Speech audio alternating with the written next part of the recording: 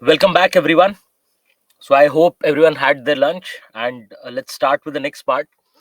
So, what we have done so far is we have discussed the issues related to healthcare sector in India, and then we have looked at various measures that the government has taken when it comes to health management and various preventive and curative measures.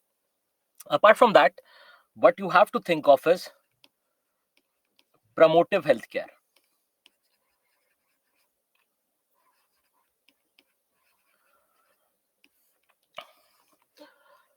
When it comes to curative healthcare, it is basically considered that if a person is sick and if they are getting a treatment to take care of that ailment or disease, it is called curative healthcare. Then preventive is something where you actively try to prevent any kind of ailment from happening. And then there is this idea of promotive healthcare. Take example of yoga, which has been popularized by India, and for the past few years it has gotten a global appeal. It is an example of promotive healthcare, wherein rather than bracing yourself to not have disease, that is preventive care, you actively try to promote healthcare. You actively try to make your health indicators better. That's where the difference is. So, your one form of traditional medicine, rather than medicine, it is a traditional practice in India, that is yoga. It is being promoted so that the health indicators in general public remain better. That is what the idea of promotive healthcare is. Even though they would not ask a direct question on this, but you can definitely include it as a point when it comes to various government measures to take care of health related problems. Now, what I've done is, as we have already looked into various suggestions and government interventions, what I've done is, this is the basic framework which you can use to suggest anything. Because one idea is, sorry, one idea is that they ask you question on problems or status of healthcare as they have asked in the past. Another thing is they take up something directly from your health policy and ask a question on that. And we are going to look into that kind of question as well. Another thing is, when it comes to all these dimensions, be it access to medicines, vaccine, technology, human resources for health, management and institutional reforms, health financing and financial protection, etc., all these components. So they can ask you a question specifically on, say, community participation and citizen engagement. How can we make our health indicators better, or how can we achieve universal health coverage with one of these dimensions? All these that you have here, they can ask you a question specifically on this. Now, what we have done is we have covered this separately, because we have covered human resources for health under health management. Then we have, say, covered health service norms with respect to various organizations or authorities. Then we have already discussed access to medicine, vaccine technology, etc. Here, what I've done is, all these dimensions that you have for suggestions, I've included the points here. So this basically gives you sufficient content in case any question related to suggestions with respect to healthcare system are asked. Any kind of questions, you'll be ready with this content. Now, we are not going to repeat this because we have discussed this in say greater detail in the previous lecture. So you just have to go through these, keep your notes ready, or you can use the same PPT for that matter, and you'll be ready for any kind of question that is related to your, say, it can become a conclusion for an answer, saying that yes, say, community participation and citizen engagement can go a long way. So you can include a couple of points from there as a way forward, and if at all a direct question is asked, you are ready for that as well. Also, you can just go through this article. Please do go through this article while revising, because this will also give you a basic idea about nutrition, healthcare, etc. Now, what we'll do is we'll straight away jump into various kind of questions that can be asked. So one kind of question can be related to status of healthcare. So in the past, they have asked a question specifically on infrastructure related problems. Similarly, they can ask a question on human resource related problem. They can ask you a question on accountability and transparency, right? So they can ask you a very specific question for that matter. And also, when you think of various government measures, you have to think in terms of universal health coverage, because this is basically the objective of your national health policy. Also, I had highlighted one more aspect, that is outcome. So the outcome of any kind of input and output from the government can be questioned, and you'll get to know more about outcome when we discuss policy design and implementation. So you always have to remember that if at all something is asked, because that has been our way of discussing questions, right? So we discuss the introduction, body, and conclusion. So all these perspectives can help you address either introduction or conclusion. So you can say, yes, the government has been say pushing in money, government has been incentivizing the private sector to take up healthcare related problems, but at the same time, the outcome of these inputs and the outputs can be questioned. Okay, now let's look at this question. So we are saying that achieving universal health coverage is the primary objective of our national health policy. And the question says, traditional medicine system can help India achieve universal health coverage. So the first question is, how traditional medicine can help India achieve universal health coverage? And we have to discuss this statement. Second part says, highlight the challenges. What are the challenges related to this? So as we have done with privatization, as we have done with digitization, we'll say traditional medicine system can help us achieve universal health coverage, which has three components, that is access, affordability,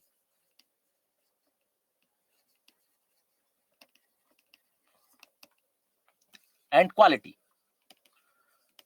So we can think of traditional medicine system, how is it going to affect these three components, access, affordability, and quality? Then also, when it comes to challenges, we are going to list various challenges related to traditional medicine system, two of which have already been highlighted. One is lack of research, and the second one is diverse preferences of people. So let's try to address this question. So first part is introduction, then you have body and conclusion. Now it is very clear that in body you have two parts, that is how universal health coverage can help India achieve how traditional medicine can help India achieve universal health coverage. That is first part. And in the second part of body, you have to discuss various challenges related to traditional medicine. So this is your body part. But now you see you have challenges in body part. So your conclusion is going to be a way forward or something positive. And this is something I'll also address. Now think about various dimensions. One idea says, yes, traditional medicine can help India achieve universal health coverage. Second idea is, no, it has challenges, it has problems. And the third idea is, if no, then how can we make that happen? Now, if we think about a situation first, let's come to the conclusion first. Think about a situation where it is only traditional medicine system which we are using to achieve universal health coverage. Would it be possible? And the answer is no, it would not be possible. How do you go about it? So along with traditional medicine system, you need Western medicine as well. Similarly, there'll be other challenges related to traditional medicine system. So you can come up with a positive outlook to those problems as well. This is going to be your conclusion, which is more or less fixed. Because you have challenges, you have to come up with a way forward. So you can talk about how you can use traditional medicine system and your Western medicine system together to achieve universal health coverage. Also, you know that to achieve universal health coverage, it is not only traditional medicine system.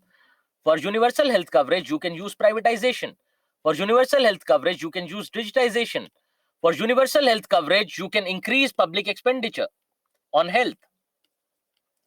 Right, we have discussed various aspects related to universal health coverage. How can we ensure access, affordability, and quality? So they can ask you a specific question on privatization, digitization, increasing public expenditure. Similarly, they can ask you a question on traditional medicine. So all the other questions will be very simple to address. But let's look at this traditional medicine system, as they have not asked a question on this. And you know that your Ayush ministry has been doing great, and they have been popularizing traditional medicine. Also, they have increased the investment in research as well, which makes it important. So this is basically about the significance and the challenges related to traditional medicine system. Now, what can be the various forms of introduction that we can write here? One form of introduction is, what are other ways to achieve universal health coverage? That can be one, that you can invest in privatization, digitization, increasing public expenditure, etc. Another thing is, if you can somehow use example to highlight the significance of traditional medicine system. So yes, the benefits, the positives, and the how of traditional medicine system will come in the body part, but you can briefly talk about significance of traditional medicine system using an example. And I'll give you the example as well. It is there in the next slide. The example of China, for that matter, that how well they have integrated their traditional medicine system as a part of their, say, public healthcare program. And they have been faring well, for that matter. So you can use an example to show its significance. What can be other forms of introduction? Can someone suggest any other form of introduction for this question? The question says traditional medicine system can help India achieve universal health coverage, and we have to discuss this. So one way I've suggested is that there are other ways as well to achieve universal health coverage, of which traditional medicine system is one. Second idea is that you highlight its significance using example. Any other ideas with respect to introduction?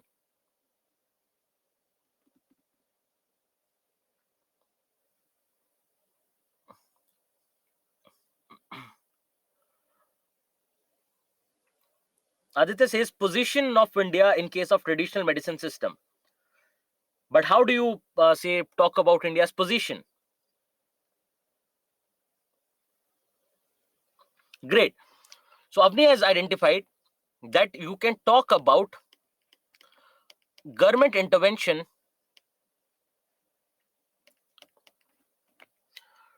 to show that government is putting in efforts to say use traditional medicine system to achieve universal health coverage. Great.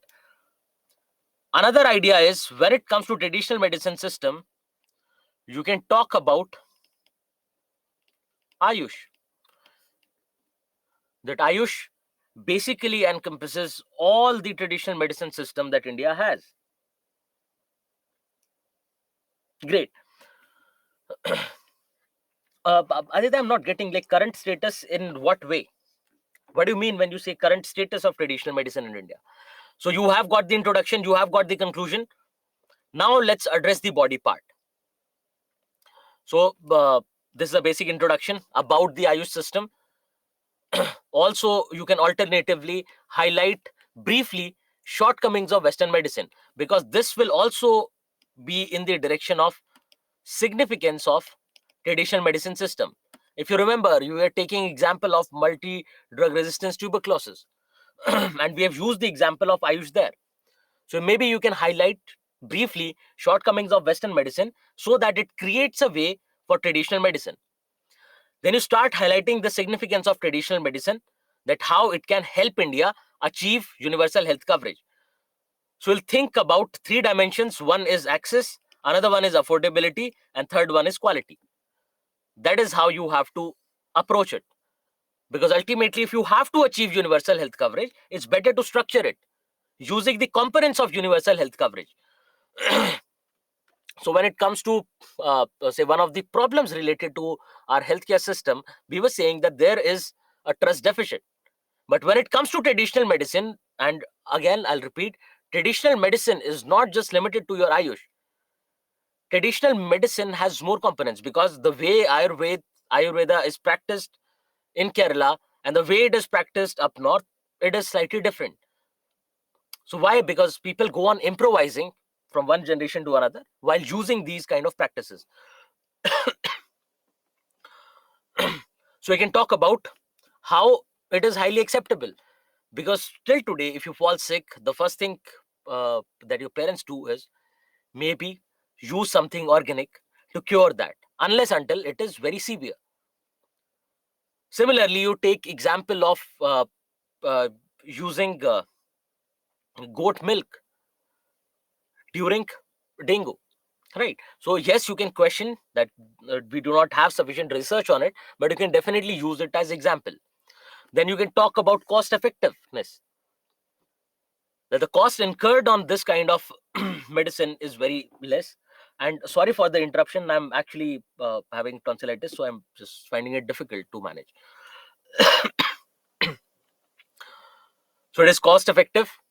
Again, it is more preventive for that matter, because if you can prevent and promote healthcare, you need less and less of curative measures. So it can help you with prevention and promotion of health. And again, you can go on using examples here like Ayurveda, yoga, etc.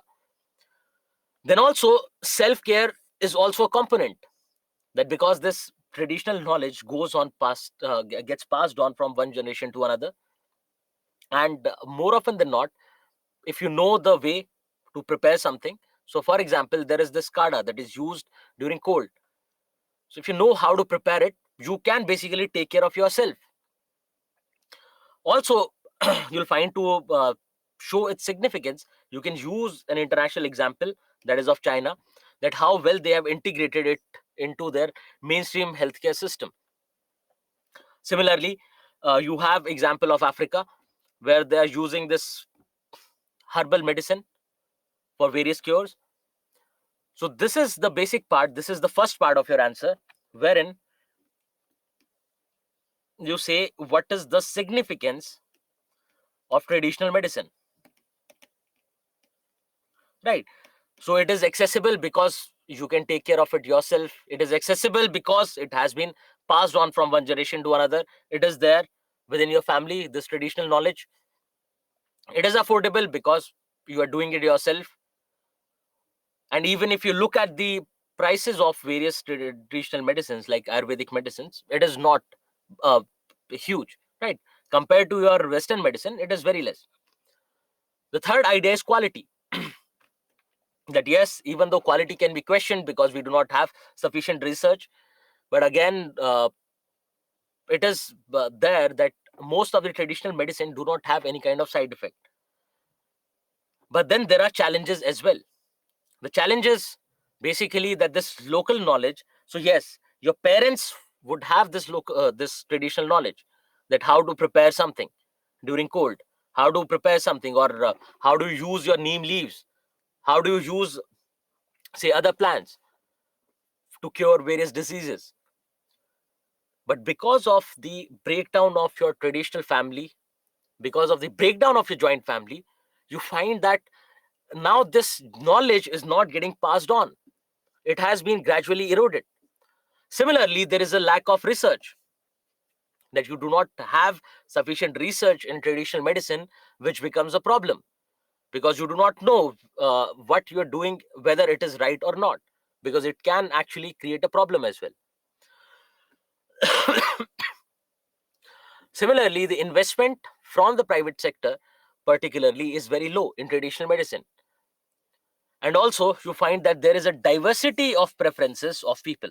Now, we will address this question of diversity of preferences of people in in our next question. But you understand that people are coming from various age groups, people are coming from different gender, people are coming from different climatic regions, etc., because of which they have different needs. There are states where you'll find you have more of elderly population. There are states where you'll find one kind of disease very prevalent. Also, the changing nature of diseases. So you have new diseases coming up, particularly communicable diseases. They travel from some other part of the world all the way to your country. Now, because we do not invest a lot in traditional medicine, they are not ready. They do not have a way to figure out those kind of problems. Also, you find that it is more preventive than curative.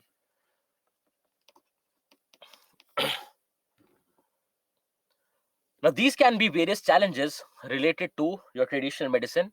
So what we have done is we have prepared a basic introduction. There can be 2-3 ways of introducing this answer. Then we looked into the significance of traditional medicine, because that's what they had asked. Now that significance had to be aligned to universal health coverage, which has 3 components: access, affordability, and quality. Now in the second part, we address the various challenges related to traditional medicine, and then in your conclusion, you can talk about striking the right balance between Western and your traditional medicine, that how you can use both, how there can be say discussion and discourse between traditional and Western medicine practitioners. They are not necessarily antagonistic, they can go hand in hand. So we can talk about an integrative approach wherein there is, say, sufficient research. With sufficient research, they get into a dialogue, your Western medical practitioners and your traditional medicine practitioners, and they create something new, they create something better, because Western medicine has a few shortcomings which can be fulfilled by traditional medicine. Similarly, traditional medicine has a few shortcomings which can be fulfilled by Western medicine, because for Western medicine we have a lot of research, we have a lot of evidences.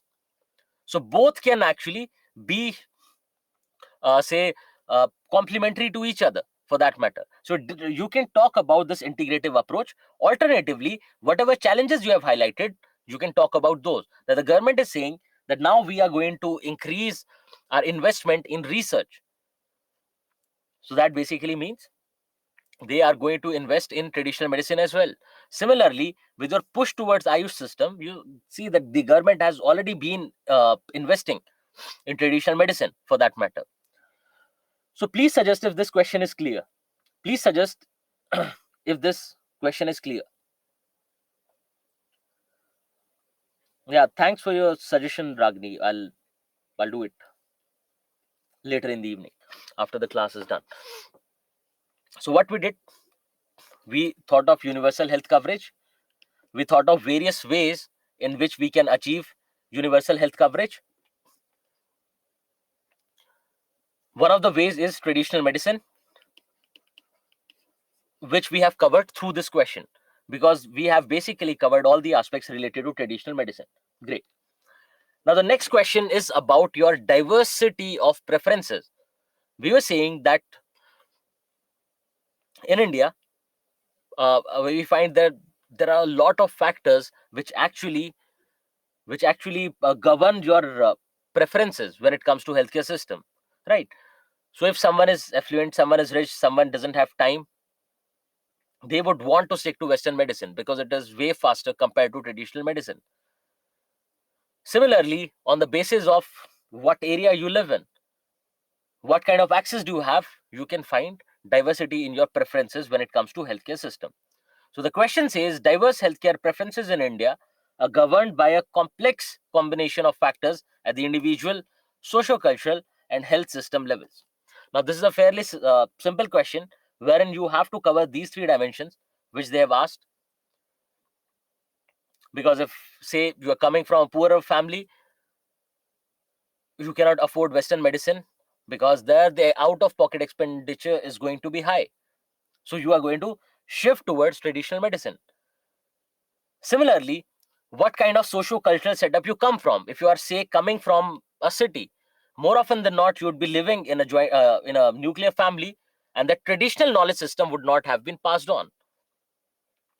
Then, on individual level, it is ultimately your preference, your choice, which kind of healthcare service you want to avail. This is what is related to diverse preference when it comes to healthcare. So you can just go through this write up. It'll give you the basic framework of this question. Now think about its conclusion, introduction and conclusion. The body part can be addressed. It is simple. Think about a conclusion and an introduction to this answer.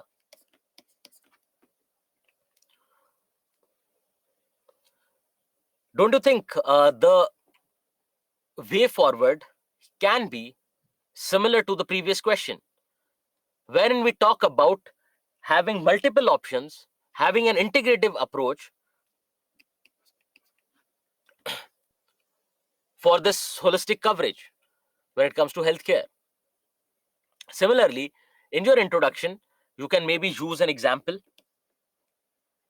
as I have used, to show that how there is a, say, there are diverse healthcare preferences in India. Similarly,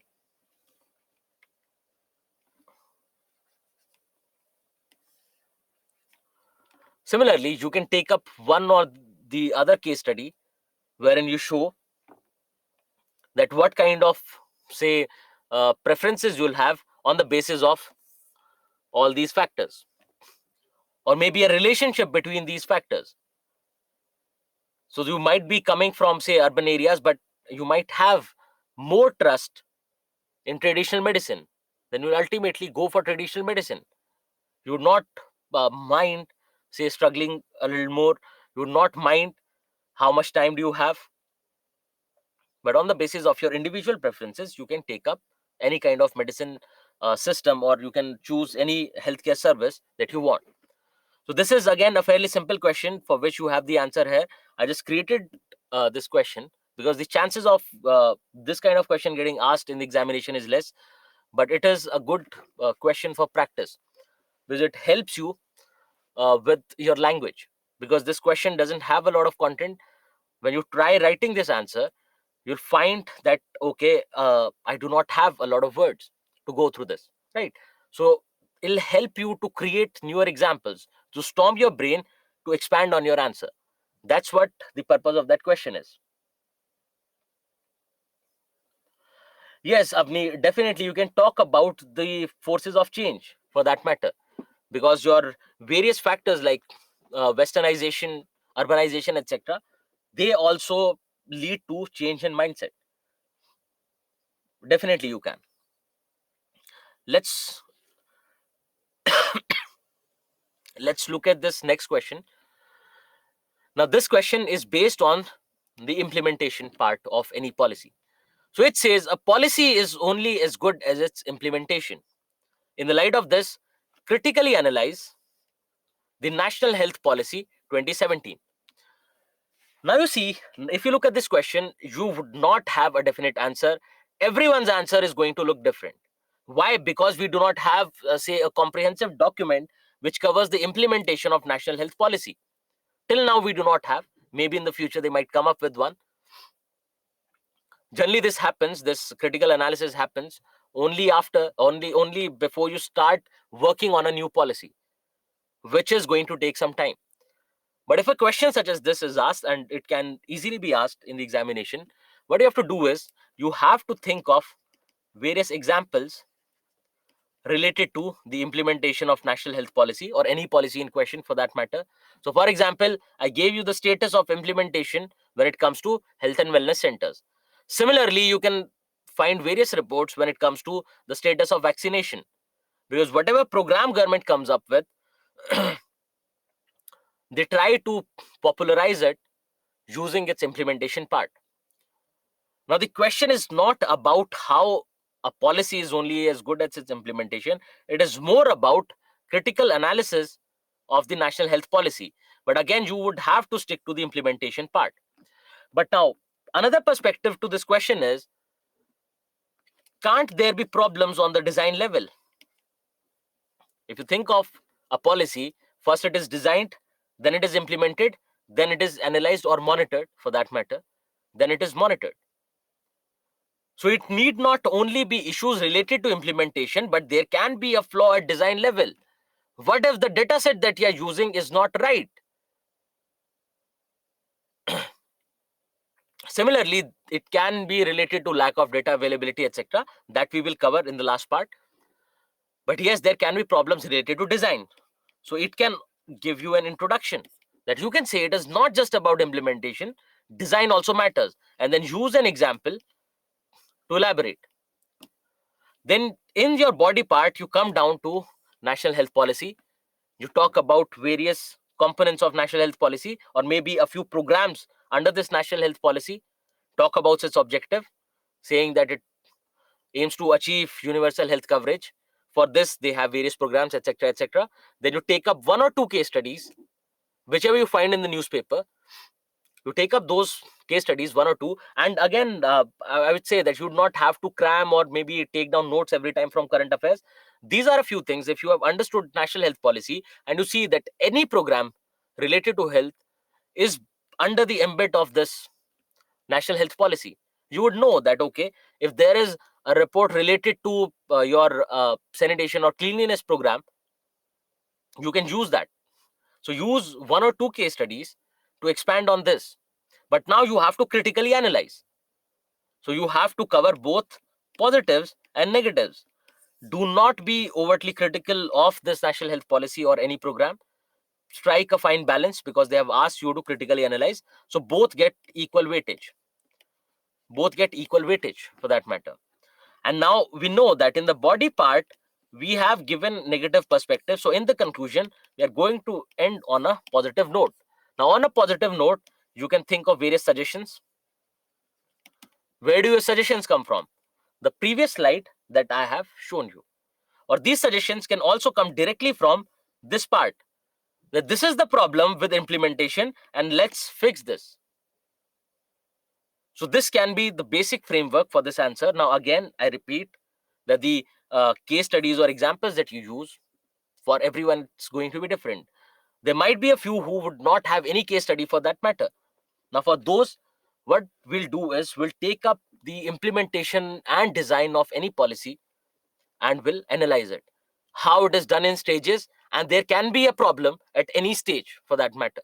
So we will do it with that, and there I'll just give you a list of suggestions as well. So please tell me if this question is clear. Again, this is not a difficult question, but this question helps you understand whatever is there in current affairs. You need not cram it and you need not ignore everything, because anything can be put to use when it comes to mains answer writing. So in this chapter on health, I'll just summarize, because it has been a fairly factual chapter for that matter. You did not have a lot uh, to contribute in this chapter, because again, it is happening within the, say, framework of your national health policy. So we cannot change a lot. Everything remains the same. All we can do is just analyze those things. Okay, so you are saying that you could not understand the first part. The first part says a policy is only as good as its implementation. This is just one statement. Then the question says that we have to critically analyze the national health policy in this light. That means we have to show that there can be challenges related to implementation which can make any policy ineffective. And in this light, we have to take up our national health policy. I'll use one example. Take the example of your health and wellness centers, Ayushman Bharat Health and Wellness Centers. Now, your policy says achieve universal health coverage. Your policy has given you input money in form of increased public expenditure. As an output, we need Ayushman Bharat Health and Wellness Centers. Now, because of lack of proper implementation, a few of the states are not able to fulfill their targets. Now, the design of the policy is good. You have given the input. You already know what the output has to be. You have a fair idea about the outcome, because if you have these centers in every nook and corner of the country, then people have access to healthcare services. People have access to affordable health services, which is good, which will help you directly achieve universal health coverage. But a few of the states are not implementing this properly. If they are not carrying out this program properly, how do they ensure universal health coverage? So this can be used as one of the examples. Then you can take up the analysis or the issues related to implementation of any other policy and just expand on it. And maybe two examples would do. In the body part, if you just talk about various components of national health policy, and as example, you think of two or three, say, case studies, that will be more than sufficient, because you have sufficient to write in introduction and conclusion as well. And do not worry about implementation, design, outcome, monitoring, etc. All those things will be covered with your issues related to design and implementation, which is our last chapter, which we'll be taking up tomorrow. With this, we move on to the next topic, which is education. So the way we proceeded in health, we are going to proceed in education as well. So what we'll do is, the first thing we'll do is we'll divide education in two parts. One is school education and the other one is higher education. That is one. Now in the second stage, what we'll do is we are going to highlight issues related to both. Issues related to school education, issues related to higher education. That will prepare a backdrop for our national education policy. Now, from your National Education Policy 2020, we are going to take up various suggestions, programs, etc., which will be working in the direction of education. So, our next part is education. Again, I've told you that when it comes to human resources related to education will be covered here. And in the next part, we'll be covering skill development, which is about human resources in general. And they have already asked a question on this skill development this year. It was again a simple question, but most of the people did not get that answer right. So I've discussed it in other batches with other students, and no one was able to figure out this question. Don't worry, I'll give you the answer for the question, but first we'll have a thorough discussion on this concept. Okay. No, you can just ignore this. This is the same question which was there. Somehow it got misplaced and pushed there. Okay. So when we talk about education, what we'll do is let's look at our previous year question, and then we'll take up school education first. We'll try to highlight the issues related to school education. Then we'll start looking at your school education, various suggestions, the restructuring program, etc., in the light of national education policy. Now, again, I repeat, you do not have to go through the entire policy. Whatever important parts of policy are there, I have included them here in your PPTs. They'll be more than sufficient. Need not go through anything extra apart from whatever current affairs you find, because they have already asked a question on national education policy in the previous year. They asked a question, I think in 21, on the component of internationalization, and we will come to that. Do not worry. Okay. So they're talking about right of children to free and compulsory education act 2009 remains inadequate in promoting incentive-based system for children's education without generating awareness about the importance of schooling. Analyze. Now, this is a basic analytical question. It was in the news for a long time, and that's why this question was asked then. Fairly simple question. We will go through its answer. Then another question directly on national education policy, that how is it in conformity with the Sustainable Development Goal 4? So the way I was saying that they have asked a question trying to highlight the relationship between Sustainable Development Goal 1 of no poverty and various poverty alleviation program. Here they are talking about how the national education policy is in conformity with the Sustainable Development Goal 4. And you know that the way national education policy intends to restructure and reorient education system, it will be in the direction of achieving Sustainable Development Goal 4. And we had to critically examine this statement. That means we had to give both sides of it, positive and negative. That how is it that it is able to, say, achieve Sustainable Development Goal 4? It would be able to achieve Sustainable Development Goal 4. And also, what will be the shortcomings? So this is the kind of question that they have asked in the past. This year, you'll find that your multilingualism and your internationalization are going to be important for this year. Then also, they can ask a little factual question on National Research Foundation that will come to in a bit. So first thing that we are going to do is we are going to look at the status of school education in India. And ACER 22 report is a good starting point. Even though your national education policy, like your national health policy, has highlighted issues related to school education, but this ACER report is also very comprehensive because they cover close to 6.9 lakh children in the age group of 3 to 16 years, but particularly in rural districts, across 616 rural districts. So it is a very comprehensive survey that is being taken out.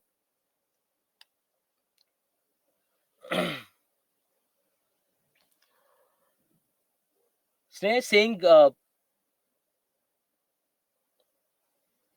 NEP is implemented first batch of degree students. It's quite good way of approach. Yes, Neha, it's not that national education policy is not being implemented. It is being carried out in phases. So the entire restructuring of your curriculum, of your say regulatory bodies, etc., will take time, and the targets are again it's a very long timeline. We can understand that because everything, all these kind of change, because these are say very say significant changes. These are not just incremental changes; they're going to change a lot. So it is going to take time. And also, yes, it has positives. This new education policy has positives, but there are negatives as well, and we are going to highlight both. Okay, so for status of school education in India, you have this ACER report by an NGO called Pratham. It's not written here, but everyone knows that there's an NGO called Pratham which carries out this survey. Pratham is not it's not just limited to this household survey, but Pratham has their say study centers in for disadvantaged sections in slum areas, etc. So they work really well on ground when it comes to improving the quality of education in our country, and also ensuring good quality education to your underprivileged sections as well. So this is a comprehensive survey, as you can see. Now they look into four major aspects. It's not just limited to this, but for us, this is the point of concern because these are directly in consonance with our national education policy. And while designing that policy and now implementing it, these surveys help the government a lot. These organizations, these civil society organizations, NGOs, etc., help the government a lot with the implementation part. And we will come to that as well. So the first thing that it looks into is the enrollment in schools, whether children are getting enrolled in schools or not. Second thing is that yes, they are enrolled, but whether they are attending the school regularly or not. It is not just limited to children, they talk about teachers as well. Then they talk about the availability of basic infrastructure in schools. What kind of basic infrastructure is available? What are various deficiencies, etc., so that those problems can be fixed. And most importantly, they talk about learning outcomes as well. That yes, you have enrolled in school, yes, you are attending the school regularly, but what are you learning? What are your learning outcomes? So they try to address this learning outcome part as well. Again, there can be limitation when it comes to learning outcomes because their survey is limited. They are only taking up, even though this survey is for this huge group, 3 to 16 years, but you find that their learning outcome survey is very limited and it has a limited scope. But nevertheless, they calculate these learning outcomes. Now, what we'll do is we'll look at a few graphs, etc., try to analyze what can be the problems, and then we'll jump into various observations from this ACER report. And while covering these graphs, that all those observations will be covered. Now, the first thing is about availability of basic infrastructure. So, availability of drinking water, India has improved. Availability of usable toilets, condition has improved. Similarly, midday meal, condition is improved. But now you look at the most important aspects of your schooling. Availability of books, etc., in library. And you find that yes, there has been an improvement compared to the previous survey, but you still find that only 44% schools have library books which can be used by children. So which is very low because books, library is one of the most important part of your schooling system. Also, if you look at availability of computer labs, look at the number. So not more than 10% or not more than 8% of schools have computer labs and children use them. Not even 8% of the schools. And now this can easily explain the digital divide. That your digital infrastructure is expensive, so schools do not go for it. Similarly, your teachers are not trained in these aspects. Third, students are not, the school administration is not giving due importance to the usage of computer. So there can be various challenges with respect to this, but look at this availability of basic infrastructure, things as basic as library, books, etc. A lot of students, a lot of children are deprived in these indicators. Now look at percentage of children who have enrolled in government schools in rural areas. And there you find that there has been an increase from 2018 from 65.6 to 72.9 when it comes to enrollment in government schools. Now, enrollment in government schools is on a rise. This can be explained by two things. One thing is that the government schools have kind of a pull. So we can say, and you please correct me, can we say that because government schools are providing better quality education, because government schools are faring well in terms of results, etc., the students are moving and parents are shifting towards government schools, basically pull towards government school? Is it possible? What do you think? Is it possible?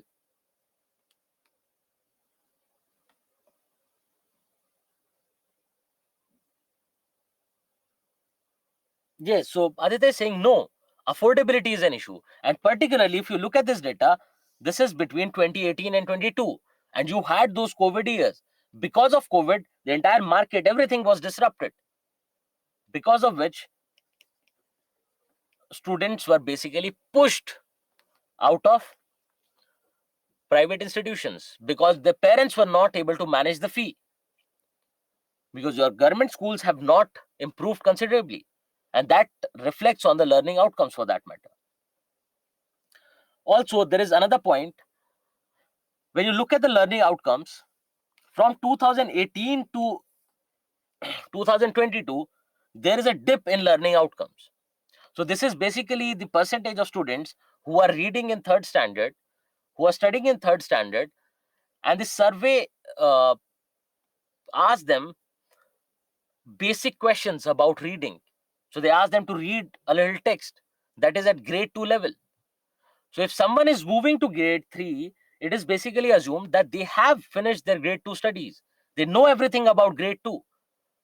But activities as basic as reading at grade 2 level, as simple as subtraction, you find that more and more children are not able to do it. Look at these learning outcomes. 25.9%. 25.9%. Are these good numbers? And the answer is no. That means only 1/4 of the students are able to learn and retain something from their classrooms. And the ones who are saying that we can say it is because of improvement of quality in government schools, you find that there has been an increase in the number of children in government schools. At the same time, there has been a decrease when it comes to your learning outcomes. So there is a possibility that your government schools can be held responsible for this.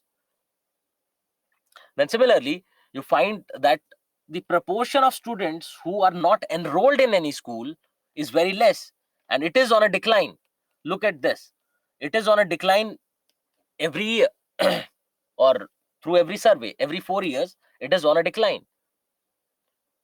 That means more and more students are getting enrolled in schools now, and we have almost near 100 enrollment rate. The gap is not huge now. So if the government directs their efforts to these certain sections from where students are not able to enroll or children are not able to enroll in schools, we can achieve 100% enrollment in schools in next few years. And on this note, they have actually they have a target. They actually have a target of achieving this 100% gross enrollment ratio in school education in your national education policy. So these were a few observations. Now, what I've done is, so that you do not have to remember a lot of data, so that you do not have to go through the report, what I've done is I have written all these observations in one place. So these are basic observations. So rising enrollment across all states and all age groups. So number of students who are enrolling in schools is increasing in each and every state and in all age groups. But again, you have to remember that this data is about rural India, right? So you have to remember its limitation, because they can ask you a question, if not in the mains paper, but they can definitely ask you about limitations of a report, maybe in your interview for that matter. Okay. As already observed, that government schools have seen a sharp increase in children enrollment. Now, attendance of children has remained relatively unchanged. It is more or less the same, but the teacher attendance has slightly improved. But again, for this attendance, you find variation across various states. Now, on this note, if we take two aspects, one is attendance and the other one is complete dropout from school, wherein the child stops attending the school altogether, what can be various reasons? What can be various reasons for a drop in attendance and an increase in dropout rates?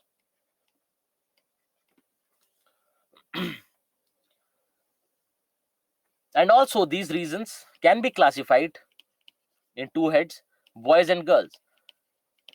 What can be the reasons of low attendance rate in boys?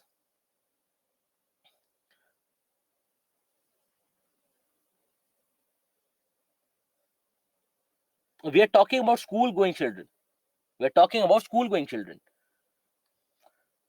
So, Avni, yes, you can say it to a certain extent, COVID unemployment, but I'll tell you how to relate it directly. Because COVID unemployment does not get linked here directly, it has to be brought about indirectly. Yes, so Aditya has elaborated it for you. So Aditya says that the COVID-19 pandemic has made families economically poor, and many a times families have to ask the children to go for child labor, to go for work. And for the sake of that work, they have to drop out of schools or they have to lose on their attendance. And yes, Ragni has also highlighted it correctly when she says labor work. So in case of boys, it is generally labor, or basically their contribution to the family income, which becomes a reason for dropout from the schools. Similarly, in case of girls, in case of girls, it is early marriage,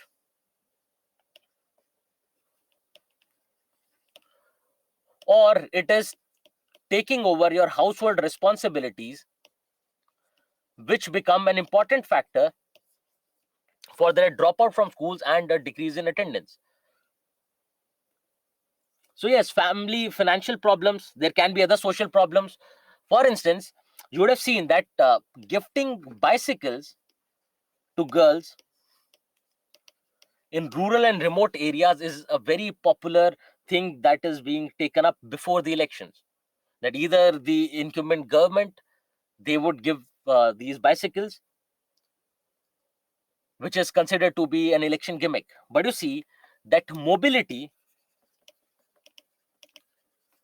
becomes very important when it comes to your rural and remote areas, because you do not have schools in the vicinity in rural and remote areas, and to travel all the way to a different village or to the town takes money or takes a vehicle.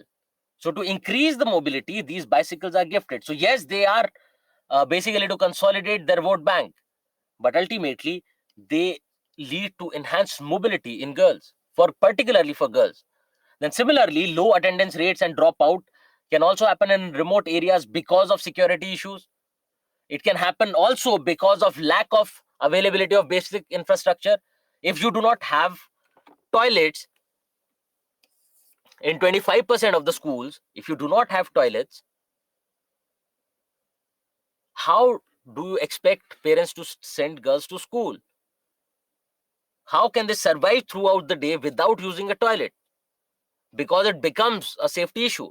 So there can be multiple reasons when it comes to dropout rates and low attendance in boys and girls. So in boys, but you have to remember, in boys it is generally child labor, and in girls it is generally household responsibilities and early marriage which contribute the most. So yes, Aditya, you're right.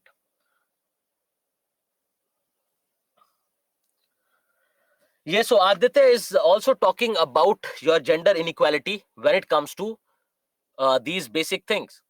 But also, I'll show you a few stats. I'll show you a few stats for that matter, which will change your mind, Aditya. So if I ask you a question, okay, let me ask you this question. When we talk about, say, higher education, when we talk about higher education basically is anything after your 10 plus 2, right? Your graduation courses and your post graduation courses. Whom do you think, whether girls or boys, who will have more enrollment there? Who will have more enrollment in higher educational institutions? Girls or boys? Okay, one of you says boys, Aditya says boys, Avni says girls. And why do you think so? By the time others answer, what do they think? Why do you think that boys will have more enrollment? And why, Avni, do you think that girls will have more enrollment? How about others? Is it equal? Is it more in girls or is it more in boys? What do you think?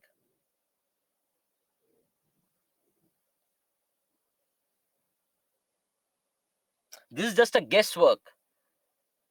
Others can also take up.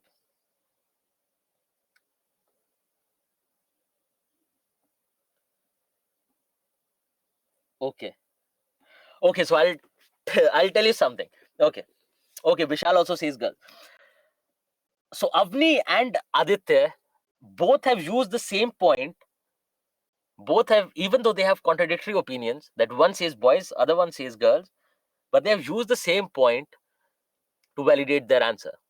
So one of them says that generally boys have to take up economic responsibility of the family, and hence families think that it is better to educate boys compared to girls, and hence boys will have more enrollment in higher education.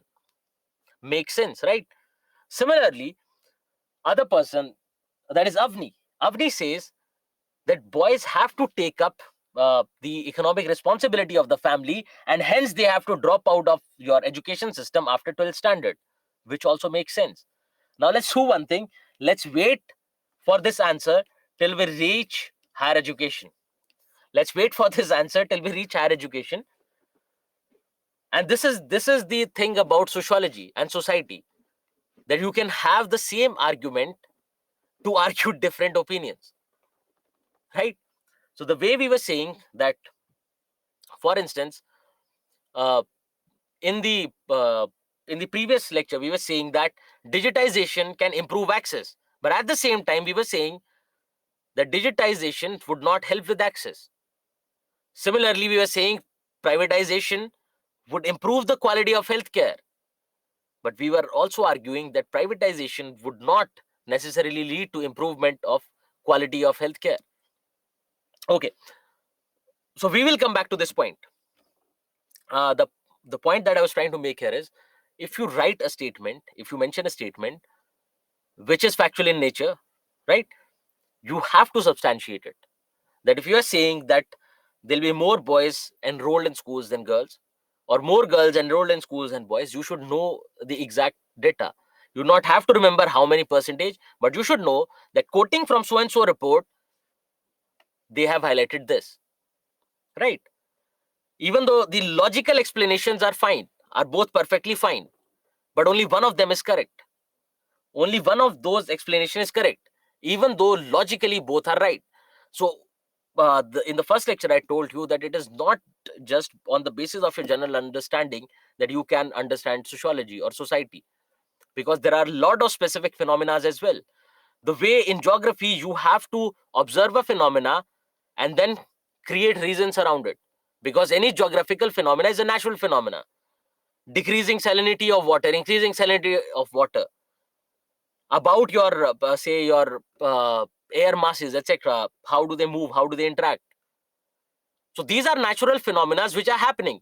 What you have to do is you have to observe these natural phenomena and try to explain.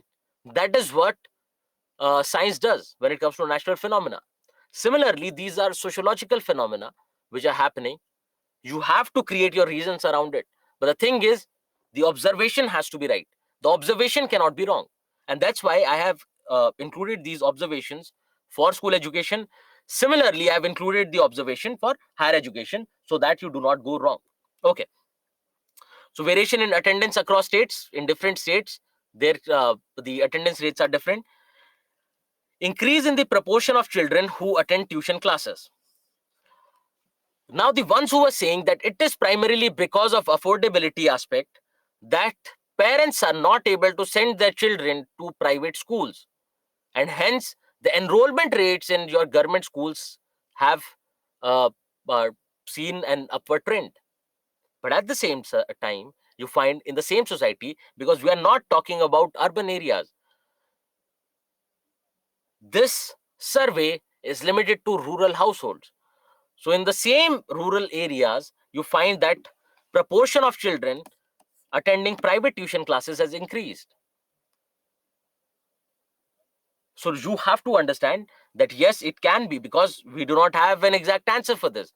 Yes, it can be a factor of affordability, but at the same time, your private tuition classes also take money.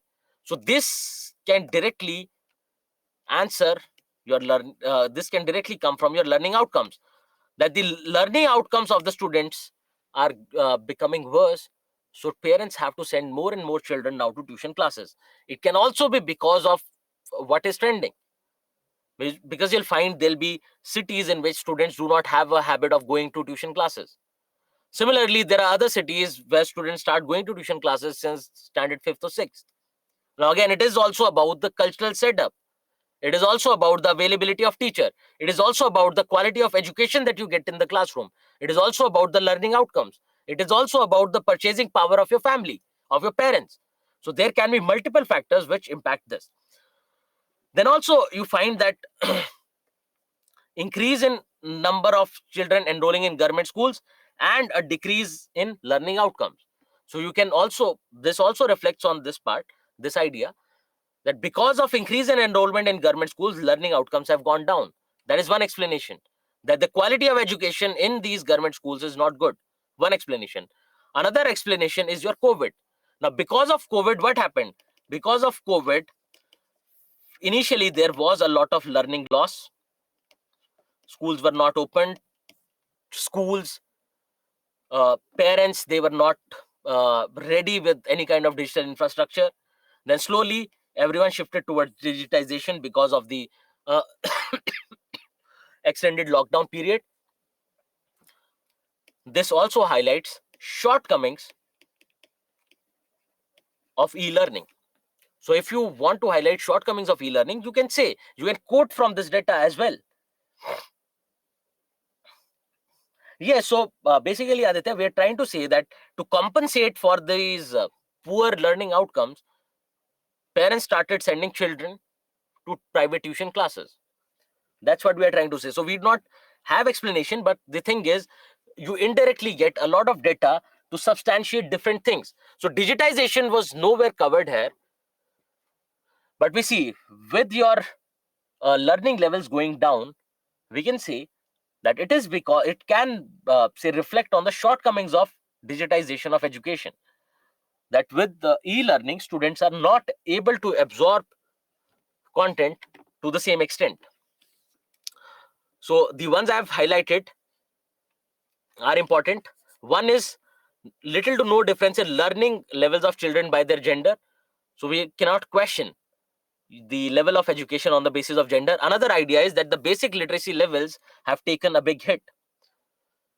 And these were particularly interrupted by pandemic years, because the schools were not functional for a long time. Then they slowly shifted to digital education. Then there is digital divide. Then also the attention span of children, particularly smaller children, is very less. So they were not able to focus. The teachers were not trained in digital infrastructure, so on and so forth. Your school facilities are showing a steady improvement, as we have seen, but you always remember that crucial things like availability of books in library, etc., are still missing from most of our schools. We do not have, say, computer labs in most of our schools. And in this digital world, in this era of digitization, how do you cope up without this? Okay. Now, these were a few observations and issues related to your school education. Now, this is basically about the objective and goals of your national education policy, the way we had discussed for your health policy. You see that these are going to be very theoretical. So just to give you a glimpse of it, it talks about high quality education to all with high quality, making India a global knowledge superpower. Now, again, very theoretical, very abstract. But what we have to remember is that from this is basically the preamble. This is basically like the preamble of your constitution, that this will tell you the direction in which we have to go. So they are talking about a deep sense of respect towards fundamental duties and constitutional values, various constitutional values. They are talking about taking pride in being Indian. So basically talking about retaining our culture. Similarly, they're talking about developing knowledge, skills which are aligned with employment, skills which are aligned to the industry. They are also talking about values. And you know what? Students in the coming years will be better equipped for paper 4 compared to all of us. Why? Because to teach these values, and particularly your traditional values and constitutional values, they are including a component of ethics right from your school education. That children have to be taught what is it, what is the right thing to do. That is what they're talking about. So they are including a component of ethics right from school education. Absolutely, yes. So Ashwin is maybe probably he's quoting from the same report, talking about how the cognitive ability gets compromised because of a lot of digital interaction. Because for children particularly, you have a lot of animated videos, images, etc., which basically stamps on their learning ability.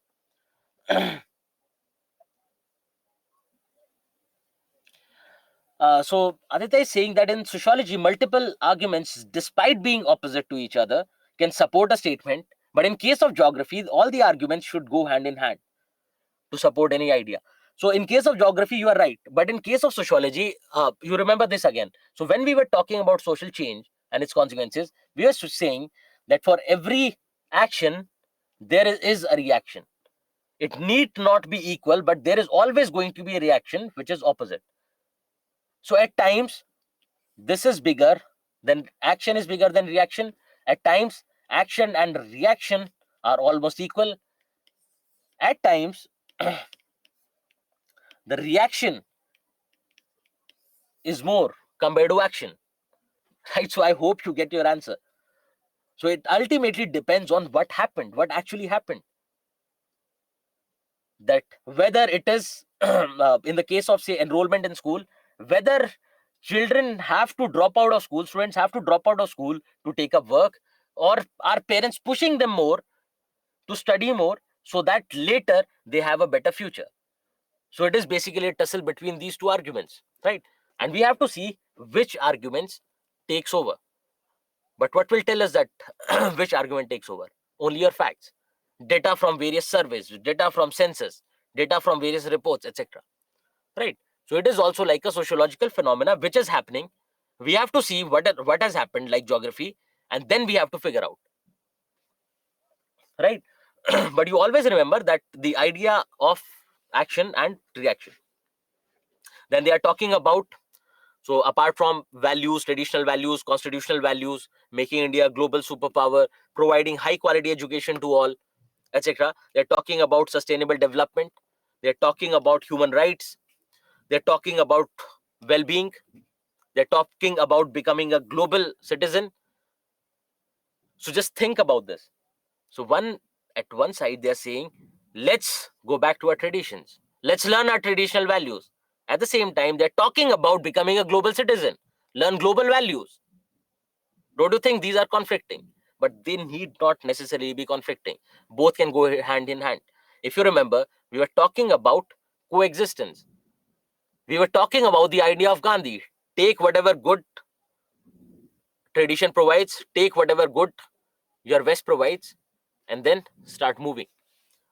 So yes, all these observation, these say basic statements, initial statements, you'll find them to be very abstract and theoretical. You do not have to remember, but this gives you a brief outlook of what they are going to talk about.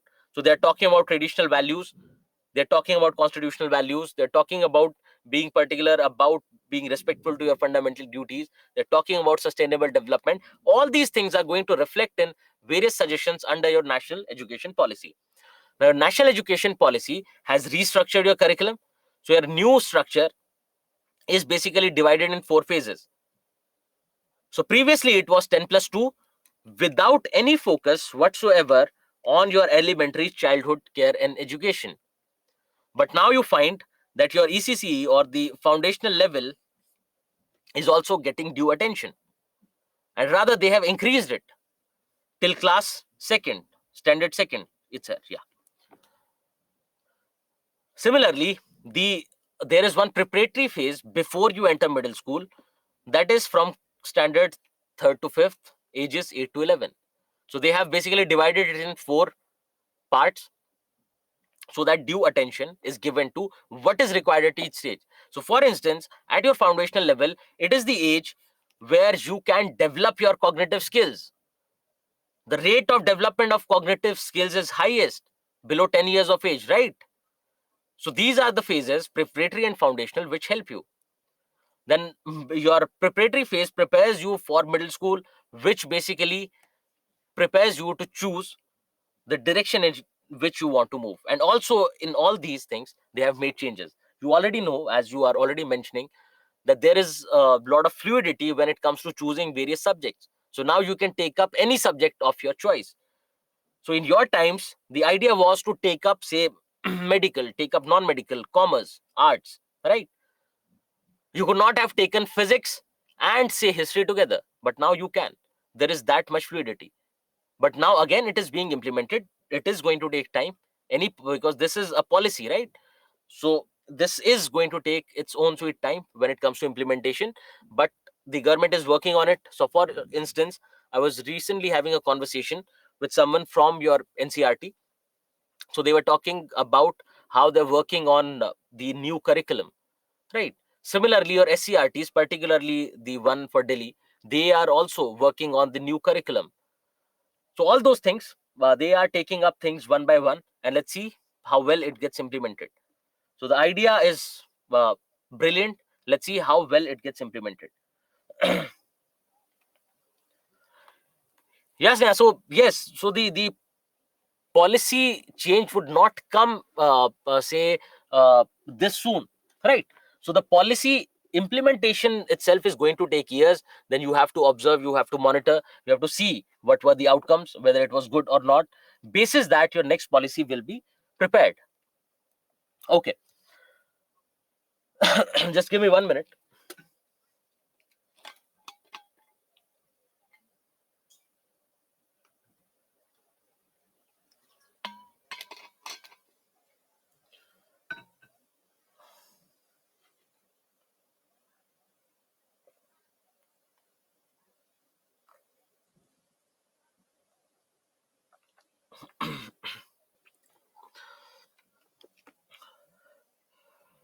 Okay, now those were a few observations from your ACER report 22, which is basically a rural household survey taken up by an NGO called Pratham. So we have seen the observations, and a few issues have been highlighted, that there is a lack of availability of basic infrastructure. There are issues with respect to learning outcomes, right? Now what we'll do is we'll take up these issues which have been mentioned by your national education policy. We'll combine both and we'll look at everything in the light of suggestions. And while looking at these issues, you keep thinking about solutions, right? Because you have already done this in case of health, you can do this now. So the first idea says that there is lack of availability of basic infrastructure. As already highlighted by ACER report, availability of clean drinking water, toilets, etc. is a problem. Now, when it think about this, what do? You invest in infrastructure. You incentivize private sector to open up more schools, because they are going to take care of these basic infrastructure facilities. So the government has to spend more, The private sector can also play a part. If the people, or if the if there is public participation, if people are aware, they can also demand these rights, because these are basic necessities. Without a toilet, just think about this: you are in a school or your college, and you do not have a toilet there. How do you manage throughout the day, for that matter? How do you manage without any clean drinking water, right? So these are, say, very basic amenities that they are asking for. And apart from this basic infrastructure like library, computer labs, etc., is also not there. It is also inadequate. Similarly, when it comes to schools, there is a problem with respect to accessibility, that particularly in remote areas and rural areas, you have schools far away from the place that you live. The terrain is difficult, so it is not accessible. Also, with your private school, affordability comes into question, that your private schools are not affordable. And again, when you say private school, there are multiple types of private schools. There are small private schools, primary private schools in your cities, towns, even in big cities. But particularly, your bigger private schools are not affordable. Do you think, recently there was a school, I would not name it. Yeah, now I remember the name, but I would not name it. So the fee for one semester, for one quarter, for say 1 or 2 year old child, was close to 1.2 lakhs for a quarter. And this doesn't include all the other things, etc., that they are going to demand. So it is just the quarter fee for maybe 5 7 year old child. How do people afford that, right? When it comes to accessibility, not just in remote and your rural areas, accessibility becomes a problem when it comes to urban areas as well, because urban areas have a high population density, and you find there are limited number of schools and the seats are not available. And hence you find in urban areas people paying 2 3 4 lakhs in donations to get their children admitted to, say, nursery or first standard. So this accessibility is a problem, affordability is a problem, lack of basic infrastructure is also a problem. When it comes to schools, when you think of quality of education in schools, think directly about your curriculum and think directly about your teachers. So when it comes to curriculum, they basically the basic idea is, if you have to be in a certain standard, if you say want to take admission in second standard, you have to be of a certain age. So your schooling system basically distributes children according to their age and not according to their ability, because there can be children who are reading in standard 3, but they are at the level of, say, standard 1. So don't you think it would be only decent, or it would be only just to keep them in first standard, for that matter? Similarly, there can be children who are reading in standard 3, but they have a level of standard 4. So why not take a test and promote them to standard 4, for that matter? But no, our schooling system admits student or distributes children according to age and not according to ability. The another problem is your no detention policy. Even though your new education policy talks about doing away with this new no detention policy, and a few states have already done away with this no detention policy. So no detention policy basically means, up till your standard 8, you cannot fail a children. You cannot fail a student. You have to mandatorily promote them to next standard. Then basically you are not testing them on the basis of what they have learned in the previous class, and you are merely promoting them. Why? Because according to their age, they have to be in a certain standard, which is problematic. Then there can be pros and cons both of this no detention policy. Now you think about cons first. What are the problems with no detention policy? So you do not check, do not test their learning outcomes. It leads to complacency in both children and teachers. So the way I keep asking you about writing your weekly test, and you do not write, so maybe in a week or 2 or 3, I'll also become complacent. I'll stop asking about the weekly test. So if you want to write, you write it, else you let go. Similarly, think of a situation where you didn't have any weekly test or any monthly test. You would not have any motivation to actually put in efforts towards your studies. Even the teachers would not have say that kind of mindset, that okay, let's let's not put in efforts, because ultimately it would not matter whether they fare well or not, because you have to promote them. So this can become a problem with no detention policy, but there can be positives to it. Can anyone highlight any of the positives of this no detention policy? So Sneha is saying that it creates much complication for lectures. I'm not getting it. Please elaborate. Also, please highlight the positives of no detention policy, because this is something that you can simply think about. This has been not now, but last year it was in news for a considerable point of time.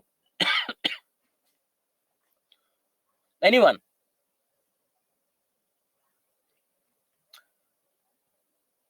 Okay, now I get your point, Sneha. So maybe she's talking about distribution. If we distribute children according to age and not according to ability, what happens is, in the same classroom, there are children sitting of there are children coming from different levels, right? They are of the same age, they look uniform, they wear the same uniform, everything is fine, but they have different expectations from the teacher.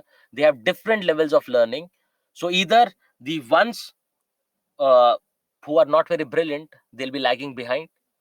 They would have to consistently be on their toes to say chase the teacher, or else the ones who are better off, they would have to sustain on a lower level compared to their IQ, and they'll find it boring. In both cases, it becomes problematic for the children. So either they lose attention, they see that okay, this is very simple, let's not put in efforts, I'll just read during the examination. In the second case, the the student might think that it is too difficult, and let's leave it, let it be, and I'm not going to put in efforts anymore.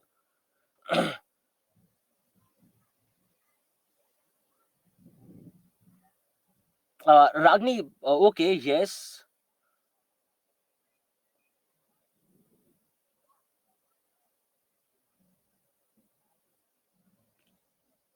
Okay, okay. So Ragni has written for the cons which have already been taken care of. So yes, so Vishal says the dropout rates can be reduced. Also, also as a positive, you can think about, it would not be all about performing in the test. It'll be about learning in that case. Just think about this, because generally I start education with this point, and I'll just make it a point now. So the day you started uh, the day you entered your schooling system, the day you started your education, formal education, what was the idea behind it? The idea generally is that with better education, or with better schooling, with better grades, I'll get into a better college. If I get into a better college, I'll get a good company to work for, or maybe I'll prepare for the civil services. Ultimately, this is about achieving something in life, or maybe it is more about say achieving professional prosperity or professional success, right? This is what. So basically, this is like considering this is like considering education to be a means to an end, the end being your professional success, education being a means to an end. But now if I say education need not guarantee professional success, if I say this, would you still take up education? Now try to answer this question. You say that we generally get educated to achieve professional success, to have the desired skill set, to work in the desired field, so that we can earn decent money, have a good house, get married, etc., etc. But if I say all those things were not attached to education, would you still want to get educated?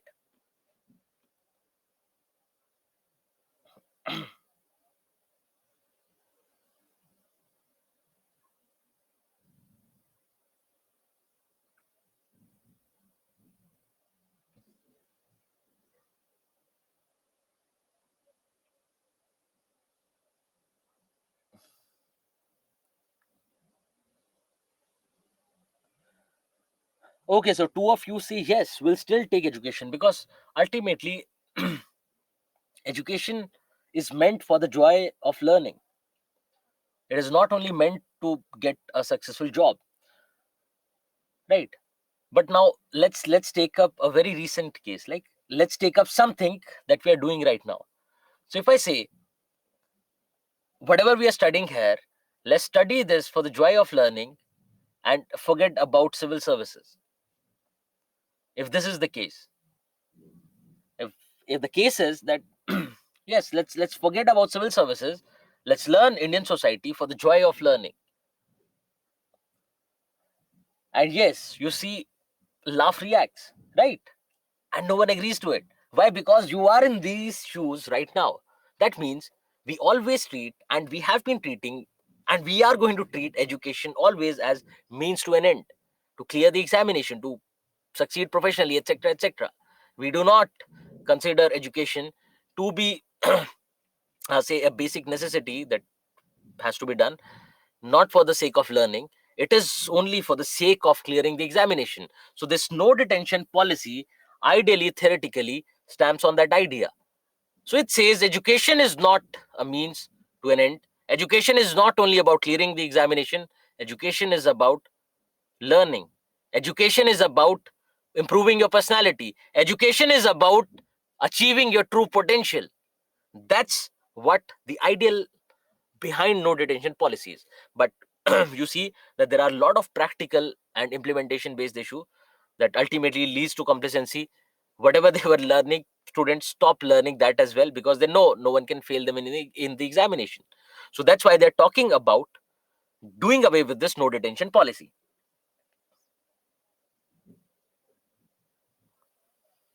Yeah, so there are practical considerations when it comes to education. Yes, you are right about it, that we have to think about a career, we have to think about making money, etc., etc. So that's what no detention policy targets, right? So rather than education being a means to an end, let education be an end in itself, right? The idea of your Bhagavad Gita. Okay, then we see that your curriculum,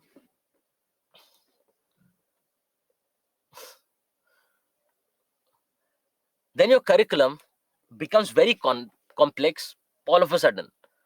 Till 10th standard, it's fine, it's okay. But the moment you enter 11th standard and you find that a lot of dropouts happen in that age group, 11th to 12th standard, a lot of students drop out of school. It becomes so complex that students are not able to cope up with the curriculum. So either it has to be gradual, like it has to be basically gradual. You take one step at a time. It's not that you are taking one step, one step, one step, and then all of a sudden there are three steps to the next level. So the complexity grows all of a sudden. It is not gradual, and the children are not able to cope up with this. Then children's differential or unequal understanding and learning ability in the classroom, the example that I've already given, that even either the children who are lagging behind, they lose attention because everyone has to be addressed in a different manner. So this idea of distributing children according to ability is actually great. It should not be about age. It should be about their ability. It should be about their learning capacity. It should be about their cognitive ability rather than age. But again, you'll find that even though this problem has been highlighted by your national education policy, but you look at the basic structure of your national education policy, they talk about ages. So you can be in 6 to 8 standard if you are in this age group. Similarly, they do not have any, say, component addressing this part, right? So they have included this, which is a good thing, which is an important thing, because so that there is a balance in the classroom, but they do not address this problem. Then, with respect to curriculum, you find that the language of instruction, the medium of instruction also becomes a problem. As I was giving an example, that a student who has read in Hindi or in the regional language for, say, 12, 15 years of their life, all of a sudden, if they're exposed to English, because most of your professional courses are in English, what happens to them? Similarly, when you talk about most of the subjects related to science and engineering, then again, the language of instruction used is English. And that's why they are talking about introducing regional language and preferring regional language till 8th or 5th to 8th standard, so that children can learn in their own mother tongue, and also the dying diversity of Indian languages can also be taken care of. Then not just this, you find that the availability of study material is also a problem. Most of your study material is available in English. What about your various regional and Indian languages? Not have quality study material available in those. But now you find that slowly and steadily, gradually, they are actually trying to translate more and more of that content in regional languages. So on this note, Jayant is saying, but English language should be taught as we need to compete with the world. So you're right, Jayant. So what they're saying is, they are going to follow the same formula, three language formula that CBSE follows right now. So they'll teach you three languages, but the medium of instruction till your 5th standard is going to be your mother tongue. It's not that they're not exposing you to English. It's just that to make it easier to understand for the children, they are going to keep it in mother tongue, preferably in mother tongue, right? So they are not saying no to. So it is not say complete backlash against the language English. No, they're talking about using all the languages, having a mix of three languages, right? Okay. Then your favorite part about issues related to teachers. The teachers are not skilled enough to teach. The teachers are not accountable for whatever they teach. The teacher themselves have not been taught well. The poor quality of content of teacher education. Then the number of teachers uh, in comparison to number of children is low. Then particularly in government schools, you'll find your government teachers, they are deployed for various non-teaching purposes. For example, you have right now elections going on in Rajasthan in few of the districts. Now they'll be deployed there for non-teaching work. So the learning outcomes of children take a hit, and also they have not been recruited for that purpose. Why not send someone from the administration for those purposes? So they're talking about this, that this is also an issue. They're talking about this in national education policy. And you see, as we talk right now, this 28, they have the state governments have deployed your teaching personnel for various election duties and other duties. These teachers are the ones who will be sent for your census. These teachers are the ones who will be sent for your various sample surveys, right? So deployment of teachers for non-educational purposes. What is the solution? Do not transfer them excessively. Do not deploy them for non-educational purposes. Then the teacher vacancies are generally not filled. You see that in every state there is a shortfall of teaching staff. In every school, every college, every university, you'll find that there is always a shortfall of teachers. And particularly your government teacher vacancies are never fulfilled because there'll be one scam or the other, and they would have to drop that recruitment process altogether. Then your excessive transfers, particularly in your central government schools. For instance, take example of Kendriya Vidyalaya. Now, Kendriya Vidyalayas, they maintain a very good standard of education and everything, but they keep transferring the teachers. Now, what is the problem? The problem is the teacher would not take up responsibility. The teacher would think that sooner or later I'll be transferred. Why at all get engaged or say be emotional about teaching? Similarly, children do not get to connect, because if you remember, when you were back in school, at least when we were back in school, we had similar, other teaching staff would go on changing, but we had a similar class teacher for most of our schooling years. And the best part was everyone gets emotionally connected, and for every, and it is then their suggestions, their intervention is not just limited to your studies. They'll intervene in all aspects of life, and they'll help you with any problem that you face. You also become comfortable with them. So it is good for both teacher and the students that they are not transferred midterm, they are not transferred excessively, so that you can hold them accountable for the learning outcomes of the students. Also, they will, because ultimately we are dealing with human beings, and there has to be this component of interaction, this emotional connect, which goes a long way. Then excessive recruitment of contract teachers. So these contract based teachers also face the same problem like excessive transfers. So these contract teachers do not have job security, and they're consistently trying for something else. So they will be putting in efforts to get a permanent job rather than putting in efforts to learn something new. Also, you find that when it comes to teaching, when it comes to teaching,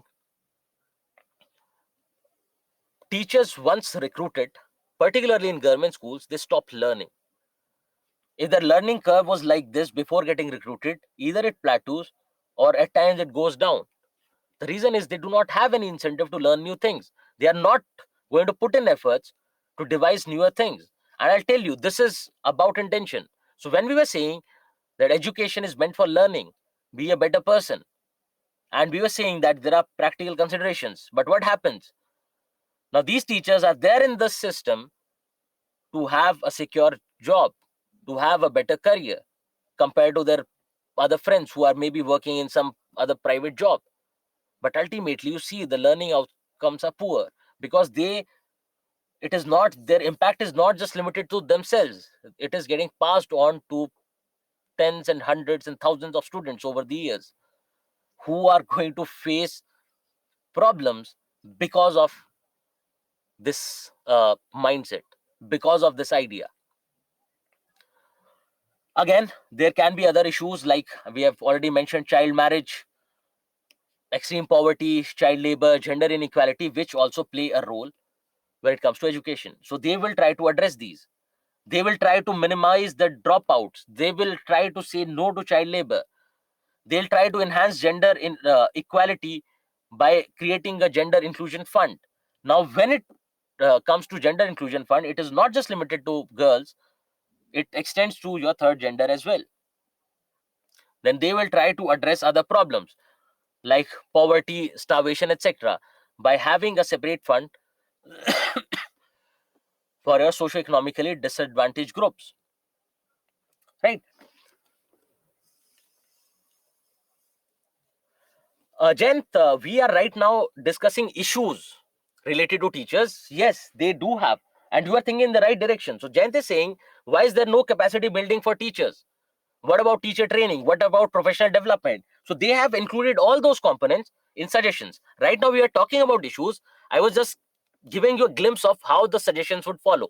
Right? So they already have this. And this is a good observation that you have made. Lack of interactive teaching also is an issue, especially in government schools. Yes, it can be said so, but another thing is, just take example of our class. We try to interact, right? We try to make it more interactive so that you learn more, because the kind of questions that they ask are not going to come directly from your PPTs or from any textbook whatsoever. Those questions are based on your cognitive ability, your analytical skills, and particularly in your personality test, you are going to face this.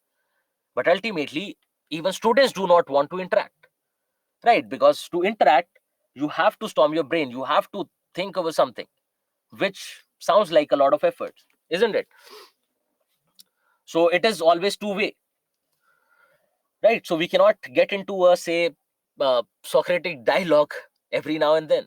You have to say, kind of see where it happens mutually. Lack of accountability of teachers also discussed, because you see that accountability is not a problem. You can hold me accountable for not finishing any part of the syllabus, right? But what about my responsibility? Because I am responsible to make you understand more. I am responsible to help you clear this examination. I am responsible to make you a better person. But there is no way to quantify that responsibility. There's no way to keep a check on that responsibility. That responsibility has to flow from within. But again, there'll be practical considerations, that what do majority of the students want? What do majority of the students like? Right? Okay. So now what we'll do is, because it's time for a break, and we have already looked into various issues related to school education. We have looked into issues related to schools, that is about infrastructure, about say availability of teachers. Then we have looked into human resources, that is your teachers particularly, what are the problems. So we'll take up those suggestions. Then we have looked into the problems related to our curriculum, then a few other issues. What we'll do now is, in the next session, we will take up various suggestions from your national education policy to take care of these issues. Now again, the national education policy doesn't have answer for everything. The national education policy again has been recently uh, has recently come into being in 2020, and it is being implemented slowly, so you would not have exact answer as to how they are going about it for everything. All you can do is you can just wait and try to see that if they come up with something new in the newspaper, they will talk about the basic details of it, and that's where you get to know. Because otherwise there are a lot of things they're talking about: an assessment system, centralized assessment system. It is not in place.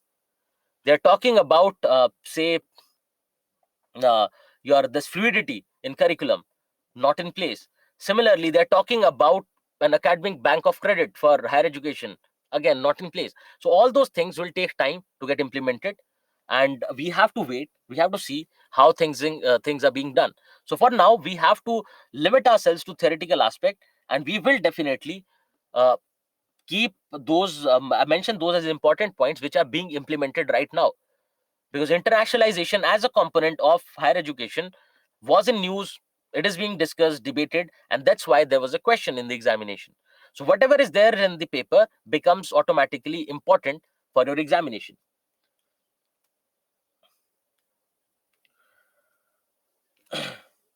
Okay, so Balaraj, will take up your point, and let's do one thing. Let's take a break.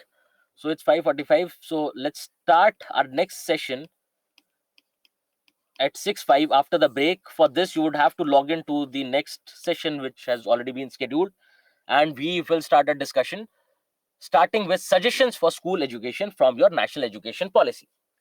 Okay, thank you, everyone.